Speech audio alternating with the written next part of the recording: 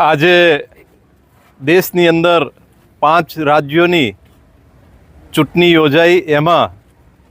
Bharatiya Janata party દ્વારા પશ્ચિમ બંગાળ, આસામ અને પાંડુચેરી આ 3 રાજ્યોની અંદર ખૂબ જંગી બહુમતીથી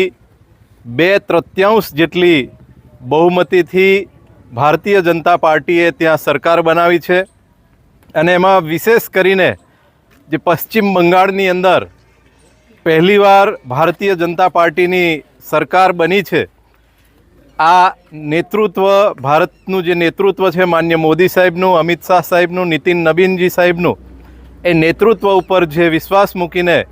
લોકોએ મત આપ્યા છે, એ બદલ સૌ પશ્ચિમ બંગાળ, આસામ અને પાંડુચેરીના નાગરિકોનો ધન્યવાદ. અને આખા દેશના લોકો, ભારતીય જનતા પાર્ટીના કાર્યકર્તાઓ આજે જે ભગવાની લહેરની અંદર પૂરો દેશ રંગાઈ ગયો છે,